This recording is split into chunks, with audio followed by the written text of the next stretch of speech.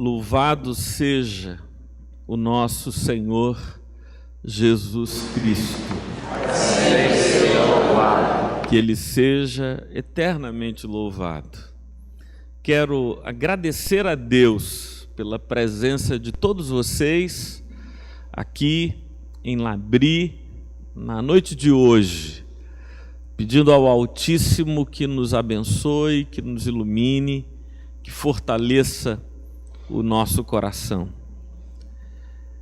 Eu, na tarde de hoje, refletindo e orando, pedindo a Deus graça para poder lhes falar hoje à noite, eu me dei conta de como, desde o início da revelação até o final, Deus tem agido por meio da família. A família tem estado presente ao longo de toda a história da revelação, desde o início até o termo, até o fim da Bíblia.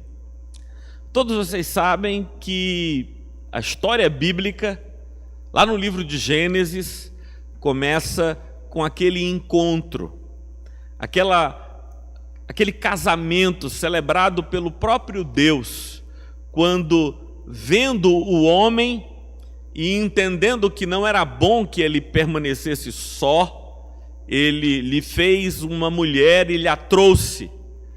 E é como se Deus fosse o pai da noiva. Não é mais ou menos isso? Um dia ele entra na vida de Adão, e aquela mulher ele traz pela mão, até a presença do homem, que quando a vê, diz: esta, afinal, é osso dos meus ossos, é carne da minha carne, se chamará minha mulher, porque é como eu, é parte de mim. E de lá para cá tem sido assim, tem sido através de famílias, que Deus tem estendido ao longo do tempo a sua vontade e os seus planos. A gente poderia citar inúmeras famílias, talvez a mais importante do Antigo Testamento seja a família de Abraão, depois a família de Isaac, depois a família de Jacó, e a história destas famílias está contada no livro de Gênesis. Depois Moisés é levantado e Moisés se casa com a filha de Jetro, e a vida e a família de Moisés, e não apenas a dele, mas também a de seu irmão Arão, se tornam extremamente importantes, de tal maneira que ao longo de toda a história de Israel, os sacerdotes eram os filhos de Arão, ou seja, uma família consagrada por Deus para seu serviço. E quando todas as tribos de Israel tinham possessão, territorialidade, a família de Levi não tinha senão a tenda da aliança para dela cuidar, e da tribo de Levi é a família de Arão. A Bíblia nos conta estas histórias e como Deus agiu para preservar a família. Quando a gente chega no Novo Testamento, o primeiro milagre que Jesus realiza é nas bodas, numa festa de casamento em Caná da Galileia, onde ele transforma água em vinho. Mas por que a gente está falando do primeiro milagre de Jesus? Porque antes do primeiro milagre de Jesus, na verdade, esse não é o primeiro milagre no qual Jesus está envolvido. O primeiro milagre no qual Jesus está envolvido é aquele que acontece no ventre de Maria. Quando o Verbo eterno de Deus, quando o Cristo encarnou, fez-se homem no ventre de Maria, e não no ventre de Maria sozinha, mas ela que já estava desposada por um rapaz cujo nome era José, a quem Deus se revelou para que a tomasse e a recebesse efetivamente como esposa, para que o Cristo não crescesse longe de uma família. Já pensou nisso? Porque Deus poderia ter feito com que Jesus encarnasse no ventre de Maria, e Maria poderia, lá na casa de Isabel, como uma hóspede de Isabel, ter seu filho, mas aprouve a Deus que Jesus tivesse pai e mãe, que ele fosse conhecido como Jesus de José. Não é ele o seu pai, o carpinteiro, e não é ele carpinteiro. Assim foi que Deus quis que fosse. Nas epístolas paulinas, muito embora Paulo não fosse casado, as famílias estão contempladas. Por exemplo, quando nós lembramos desses irmãos que foram instrumentos de Deus para a plantação de várias igrejas, conjuntamente com Paulo, Priscila e Áquila, como eles foram instrumentos para a expansão do Evangelho, e Paulo se associou com eles para este serviço. Mas a coisa que mais me chamou a atenção hoje de tarde foi tentar pensar o seguinte, que a Bíblia começa com um casamento e termina com um casamento. No livro de Apocalipse, quando descreve que no final de todas as coisas, Jesus havia predito isso lá em Mateus capítulo 24, em 1 Tessalonicenses 4, Paulo havia descrito isso, que o final de todas as coisas, o momento ômega da história, será aquele momento em que a igreja, a noiva, será levada à presença do Senhor e se encontrará com Ele nos ares. Isso que nós ouvimos e conhecemos como arrebatamento, esse tempo de encontro, em que os céus serão o templo de Deus, a igreja a sua noiva, Cristo o noivo, e o casamento se dará para todo sempre. A palavra de Deus então nos ensina tanto sobre família. Alguns de vocês estão conosco desde o primeiro momento da comunidade cristã. E eu não tenho dúvida de que os elementos basilares desta igreja são casais.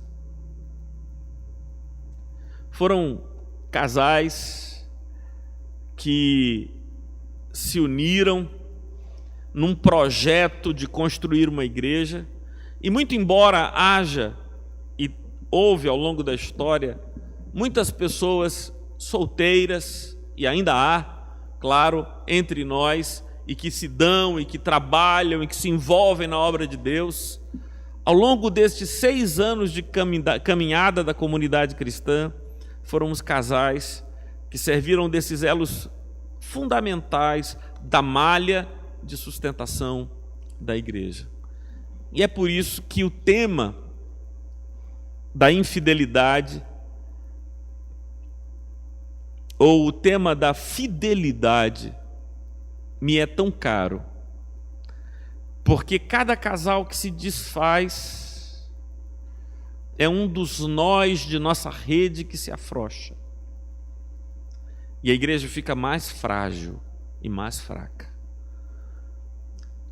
Não apenas a igreja precisa destes nós de sustentação, mas a própria sociedade como um todo carece desses nós.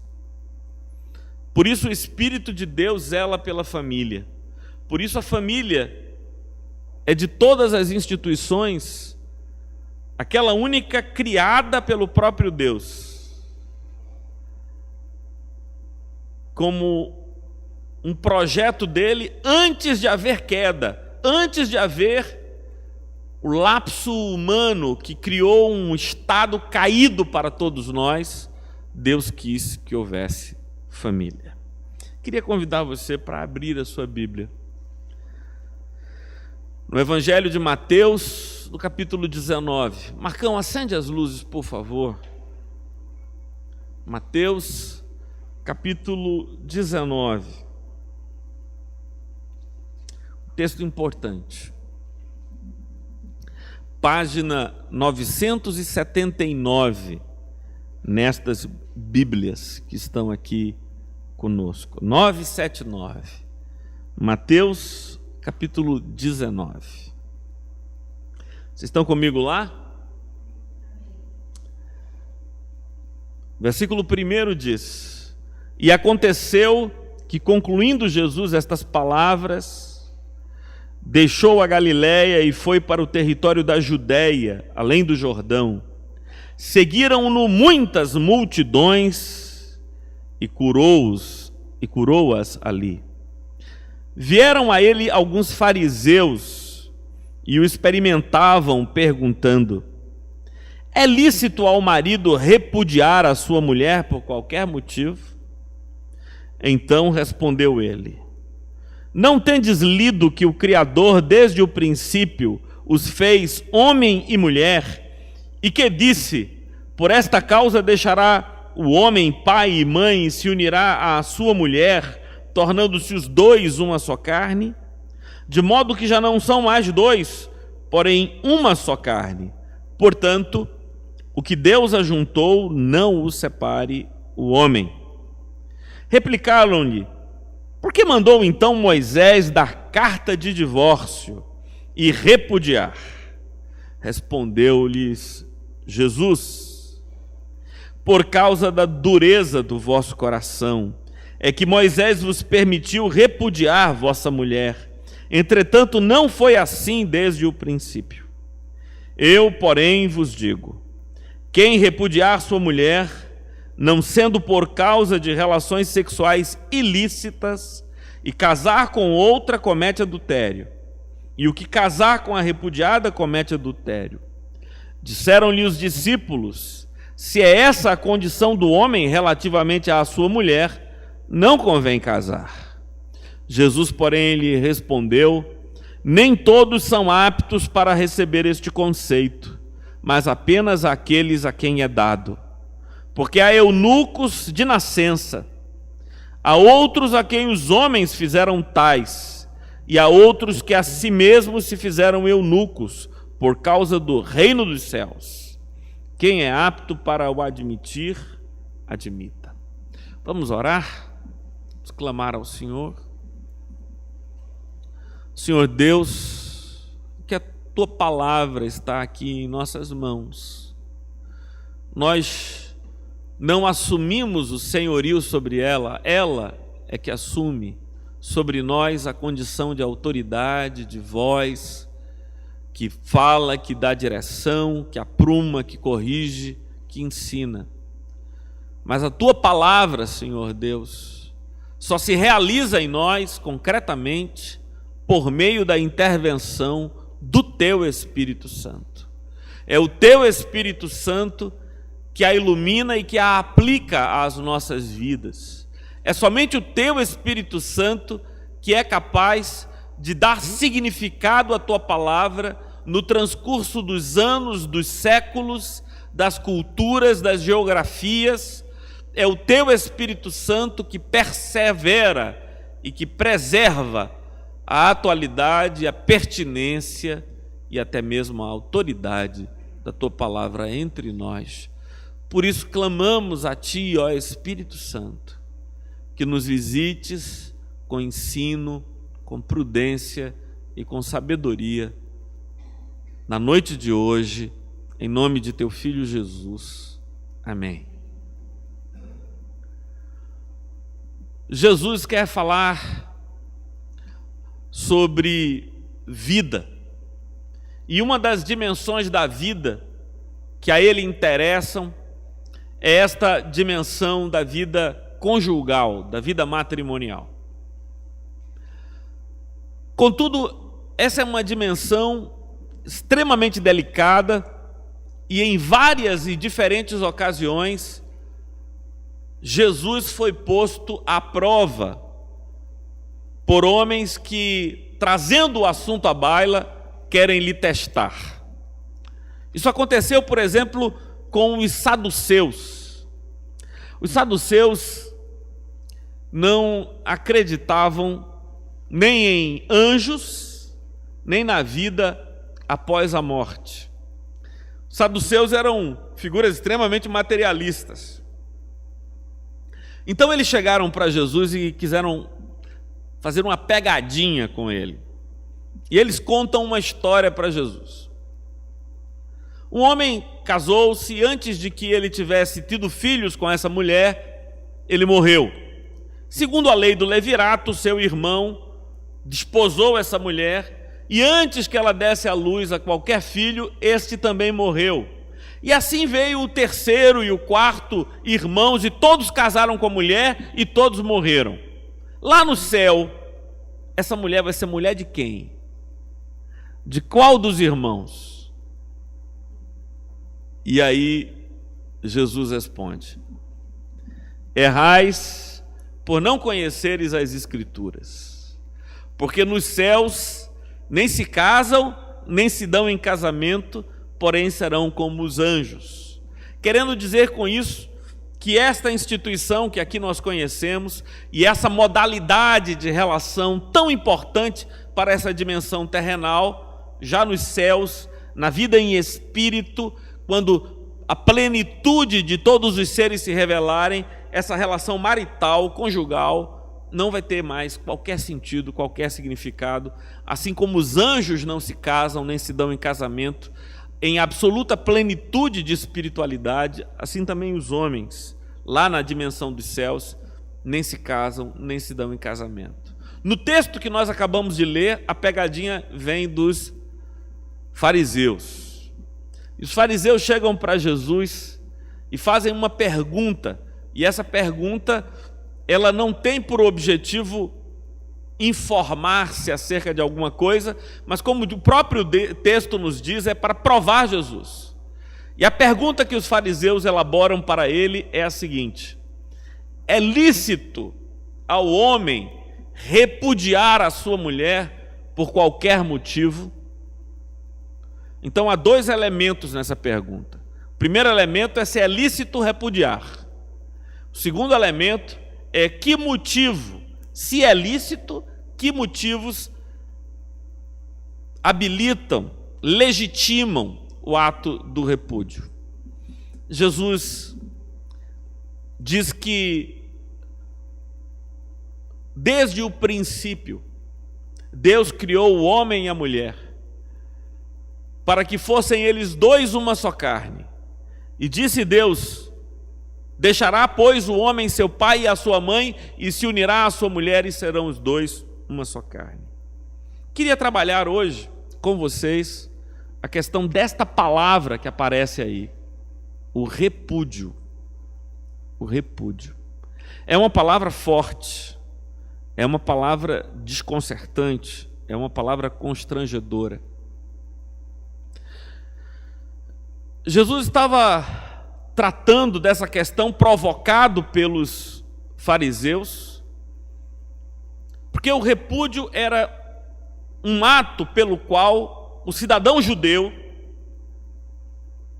entregava à mulher que fora sua esposa uma declaração na qual ele dizia que ela não lhe pertencia mais, muito embora todos soubessem que um dia ela fora mulher deste homem. Por esta declaração, por essa carta assinada por ele, ele a repudiava, ou ele a rejeitava, ou ele a restabelecia a sua condição de solteira. A mulher repudiada se via em maus lençóis, porque para ela era muito difícil um novo casamento, e voltar para a casa de seu pai nem sempre era possível. Isso indignou profundamente Jesus, porque era costume entre os fariseus e entre os homens repudiar e repudiar, seja qual for o motivo. O Talmud de Jerusalém coloca alguns motivos pelos quais os homens repudiavam suas mulheres no período bíblico. E 3 são muito interessantes. Algumas mulheres eram repudiadas porque queimaram a comida no fogão. Então a mulher queimou a comida e estragou a comida, e aí o homem ficou extremamente irritado com esse negócio, e aí repudia a mulher: não quero mais você, não quero mais você. Uma segunda razão pela qual o Talmud nos diz que muitas mulheres eram repudiadas por causa de problemas de saúde que eram desenvolvidos durante a relação. Então também os caras repudiavam a mulher. E uma terceira razão que o Talmud diz que era costume se repudiar, porque houve um problema climático, houve uma seca, houve um problema com consequências econômicas. O cara repudiava a mulher, dizendo porque não tinha mais condições de sustentá-la. Tudo isso indignou profundamente a Cristo, e ele diz: olha, não é para ser assim. E aí os fariseus dizem: mas Moisés mandou dar carta de divórcio e repudiar. E aí Jesus disse: isso por causa da dureza dos vossos corações. Hoje, quais são os motivos pelos quais a gente repudia? Em primeiro lugar, o que é repudiar nos dias de hoje? Essas duas questões a gente vai começar a conversar. Semana passada a gente viu Paulo dizendo que o marido deve dar à mulher o que lhe é de direito, e a mulher deve dar ao marido o que lhe é de direito. E o que é de direito? Direito é cuidado, direito é atenção, direito é amor. Repudiar não significa dizer vá embora da minha casa. Repudiar pode ser também não dar o que é de direito. O cuidado, a atenção, o amor. Alguns casais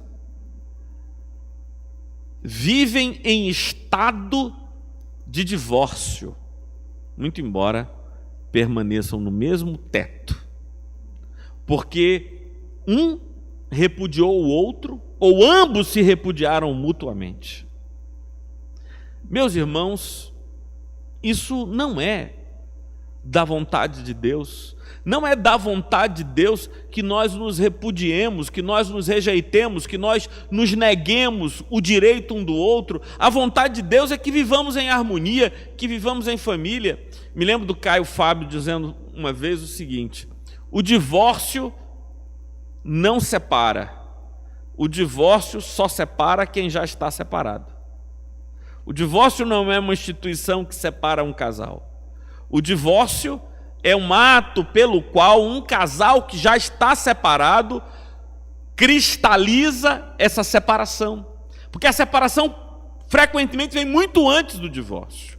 A separação acontece quando nós estamos... A separação nasce da rejeição, do repúdio que nós oferecemos ao outro. E às vezes a gente repudia o outro e nem percebe isso. Às vezes a gente está tão focado no trabalho, tão focado nos nossos projetos pessoais, individuais ou até mesmo familiares, a gente está tão ligado no que tem que fazer que a gente não percebe que o outro foi abandonado já faz tempo. Abandonado em sua mente, em seu corpo, em seu coração, quando já não nos interessamos, quando já não nos voltamos para Ele, quando já não queremos, quando a presença deles começou a ser um desconforto. E me digam, no contexto da família, o que pode ser mais importante que a presença do outro? Hoje em dia, contudo, a televisão é mais importante, o trabalho é mais importante, os filhos são mais importantes. E quantos casais não começam a se separar por causa dos filhos? Alguns casais vivem um verdadeiro abismo relacional quando nasce o primeiro filho. Por quê? Porque o homem é habituado a receber 100% do interesse e da atenção da esposa, agora vê esta atenção dividida. E não é dividida 50% e 50% não. Não é não. Porque ela, não habituada à maternidade, ela que vai pela primeira vez ser mãe, e ela que está cheia de descobertas e de receios e de medos, ela tem a tendência de se dedicar 120% ao filho, não é? Porque dá toda a sua energia, toda a sua força, e ainda demanda do marido que ajude também. Então, está lá 120% da atenção dedicada à criança, e é frequentemente no final da gravidez e no início da maternidade que muitas crises conjugais se instalam e muitos casais se separam. O que há é um déficit de atenção. O marido se sente, às vezes ele não se envolve, e aí começa já uma concorrência, como se o filho fosse dela e não deles. E ele começa a cobrar e vira um cabo de guerra.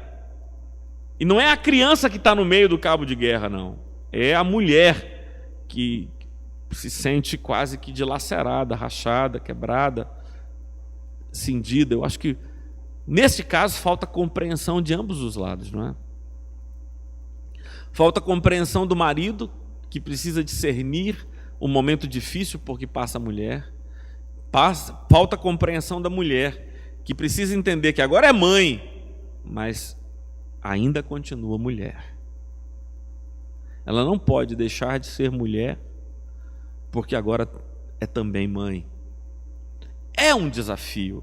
E esse desafio é tão complicado, meus irmãos, que nós precisamos clamar ao Espírito Santo de Deus, sabedoria, discernimento, para poder agir e para poder viver, para não se instalar entre nós o repúdio, a rejeição, e o outro se vê então alijado, afastado, excluído, exilado de uma relação de amor.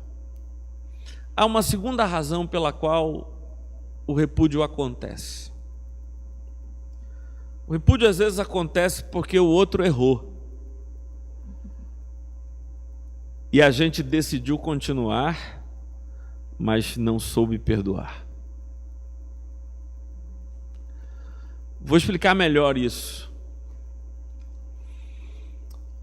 Imaginem que, por exemplo, aconteceu uma situação de infidelidade ou uma situação em que houve um desmando financeiro ou uma situação em que um dos cônjuges cometeu um erro e acabou sendo responsabilizado pelo erro que cometeu. E isso abalou tanto a credibilidade dessa pessoa que o cônjuge perdeu completamente a admiração por ele. Essa questão da admiração é tão importante na relação conjugal, não é não? Vocês sabem o que é que eu estou falando de admiração? Essa capacidade de olhar para o outro e dizer, que pessoa fantástica. Não foi por isso que a gente casou? A gente não casou porque olhou uma vez para alguém e disse, caramba, é essa pessoa que eu quero comigo, é essa pessoa que eu quero do meu lado, que pessoa maravilhosa, eu quero viver com essa pessoa. Foi isso que um dia nos aproximou. Mas às vezes algo acontece, algo que a gente faz, ou que o outro faz, que é como um ato mágico pelo qual todo o encantamento, todo o brilho que revestia esta pessoa se desfaz, e o que fica não é nem uma pessoa normal, é menos que isso. É uma pessoa cujo abraço, cujo beijo, cujo toque nos causa náusea. E aí, meu amigo, já houve a rejeição, já houve o repúdio. Sabe como é que é, Sérgio? É como se a pessoa tivesse que prender o nariz para tomar o remédio. Vocês já fizeram isso, não já fizeram alguma vez na vida? Prende o nariz, o sabor do remédio é tão ruim que, para não sentir muito o gosto do remédio, você prende o nariz e dá uma golada no remédio para que ele acabe logo. E às vezes é exatamente isso que a gente faz. A situação fica tão ruim que é um sacrifício, que é um esforço. A relação sexual, o abraço, o aconchego. Nessa situação, o repúdio já aconteceu. E não é a vontade de Deus que nós nos repudiemos.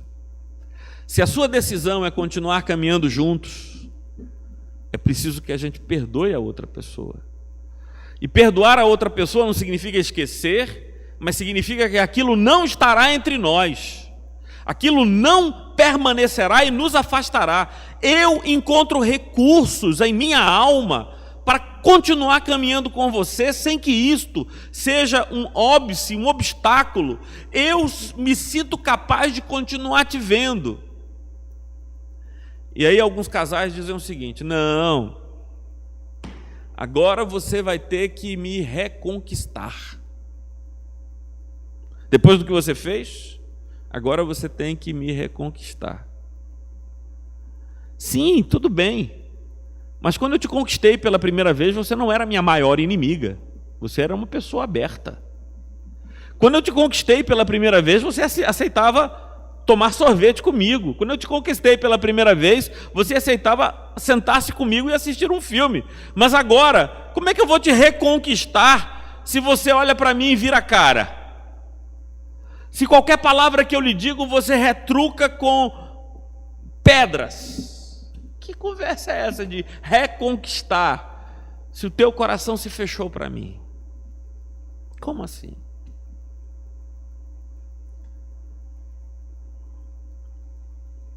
Jesus disse: olha, você sabe qual é a causa do repúdio? Você sabe por que Moisés autorizou da carta de divórcio?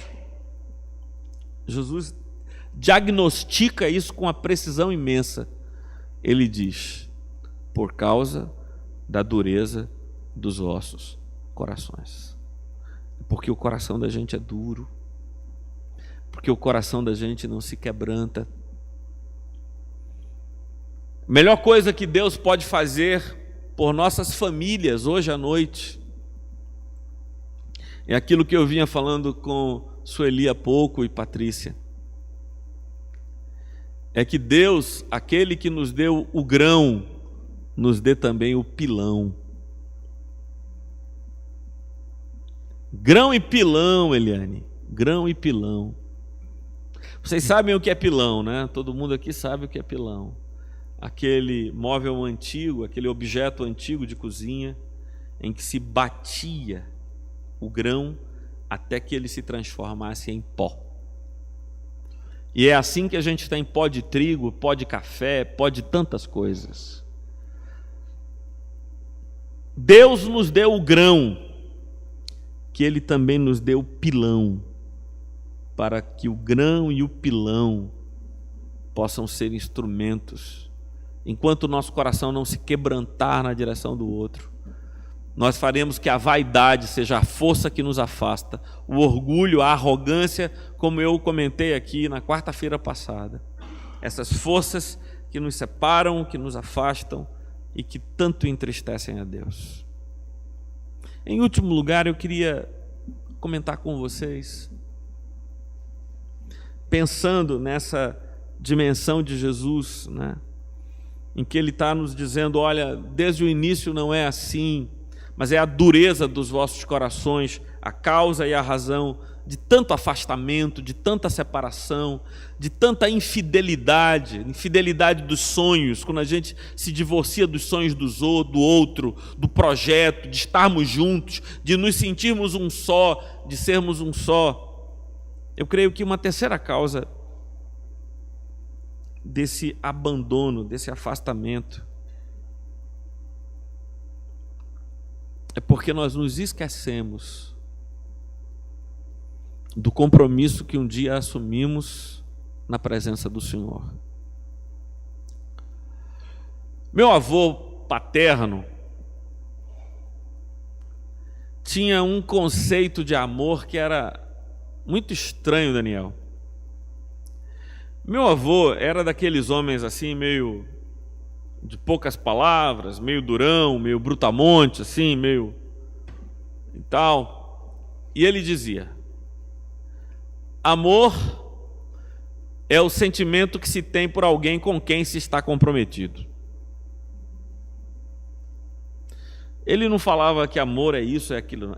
Amor é o sentimento que se tem por alguém com quem se está comprometido. Você está comprometido, meu amigo. Você ama essa mulher porque você está comprometido com ela.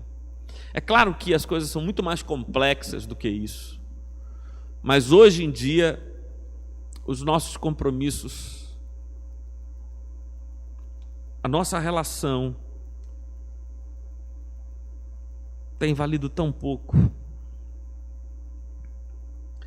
Quando eu entrei nessa igreja, na noite do meu casamento, eu entrei ao som de uma canção composta por Gilberto Gil há muitos e muitos anos atrás. A canção de Gil diz assim: é a tua vida que eu quero bordar na minha, como se eu fosse o pano e você fosse a linha, e a agulha do real nas mãos da fantasia fosse bordando ponto a ponto o nosso dia a dia. Fosse aparecendo aos poucos o nosso amor, nossos sentimentos loucos, o nosso amor. Essa ideia que eu acho tão bonita de Gil, né? É a tua vida que eu quero bordar na minha, como se eu fosse o pano e você fosse a linha. Quando nós nos unimos é para construir esse projeto maior de um bordado, nem pano nem linha, mas uma coisa mais bela, maior, mais ampla, um bordado que glorifique a Deus. A gente não devia perder isso. A gente não poderia deixar que o primeiro solavanco desfizesse os nós e nos... Nem devemos permitir que isso se arraste, tentando fazer esses nós do bordado devem estar apertados, ligando o pano e a linha sob a graça de Deus. Essa não foi uma canção que tenhamos utilizado na trilha sonora do Meu Amor com Karina, mas é uma canção de Chico que eu acho tão interessante. Eu sei que Rubens sempre lembra das músicas que eu quero mencionar. Tem uma canção do Chico que diz assim: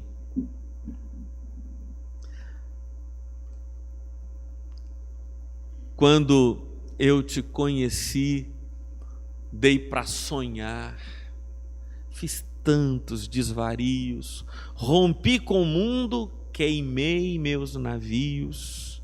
Me diz agora, para onde é que eu posso ir? É a história de um rapaz, de um homem que tem uma briga com a sua mulher e ela diz assim: olha, não dá mais não, vai embora. E aí ele pergunta a música toda: para onde é que eu posso ir? Coloca aí, Rubens, essa frase: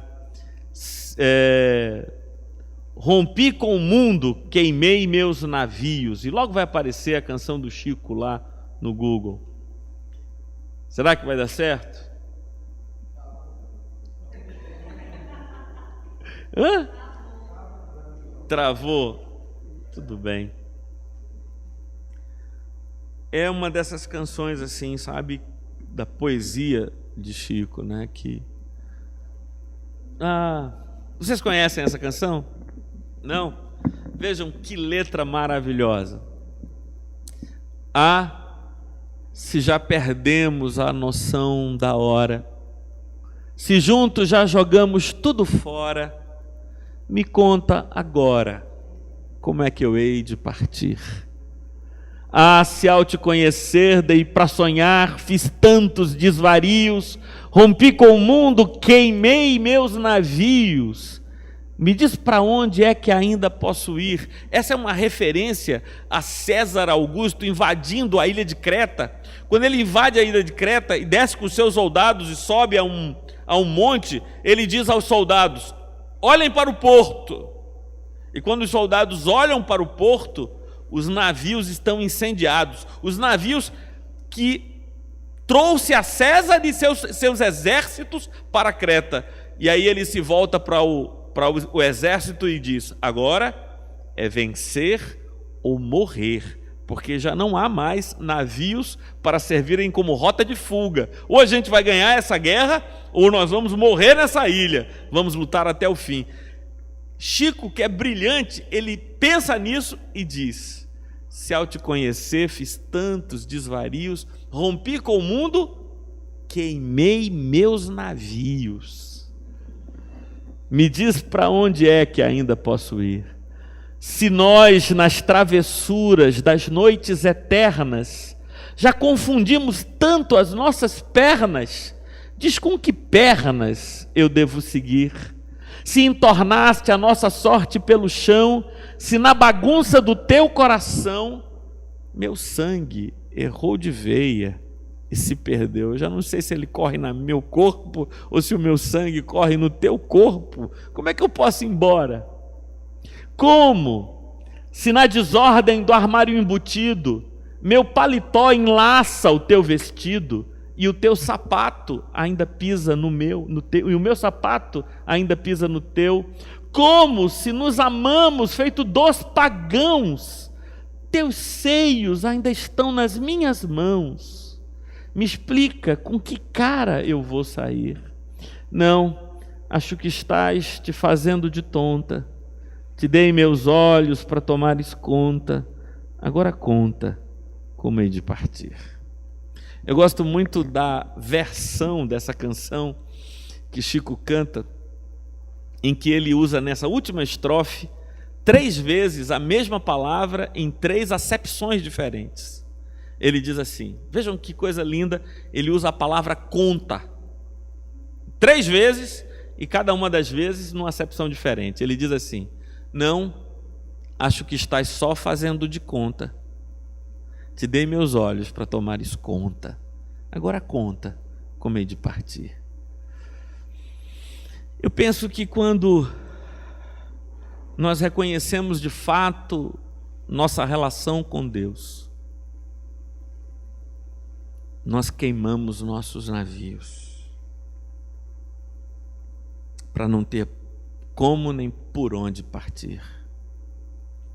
Que Deus ajude vocês, que ajude a mim, a Karina, que nos ajude a todos, que estamos numa relação diante do Altíssimo, a formarmos vínculos de amor e compromisso tais que não tenhamos pernas para sair e tenhamos coração e dignidade para ficar, não de qualquer modo e a qualquer preço, mas da maneira que agrada a Deus, com amor e cuidado, com harmonia e paz entre nós, oferecendo aos nossos filhos um ambiente saudável para crescerem e não um campo de batalhas. Vamos ficar de pé?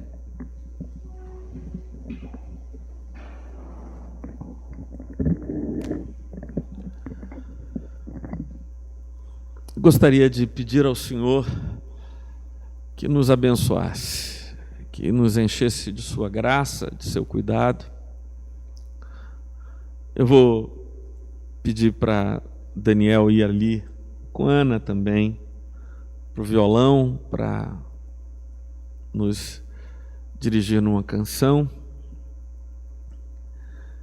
E enquanto Daniel estiver tocando essa canção, eu vou pedir para os casais que estão conosco chegarem aqui no altar E cada um deles vai pegar uma dessas Bíblias. Essas Bíblias e essas cruzes são um presente da comunidade, um presente nosso para cada casal. Não é para a cruz ser do homem e a Bíblia da mulher. Não é esse o espírito. Não. É para que a cruz e a Bíblia estejam juntos num lugar de oração de vocês, onde vocês possam ir e encontrar misericórdia, graça e paz, presença de Deus que fortaleça a relação de vocês, o bordado de vocês, os nós que unem vocês, que juntam vocês. Então, Dan vai nos dirigir numa canção, e enquanto a canção estiver rolando, os casais que estão conosco vão chegar aqui, pegar a sua Bíblia e pode voltar para o seu lugar, mas não tirem a cruz, que ela está marcando uma página. Então, a cruz deve ficar aí nesse lugarzinho, porque quando todos pegarem a Bíblia e a cruz, então nós leremos juntos o texto que está sendo marcado aí, tá bom?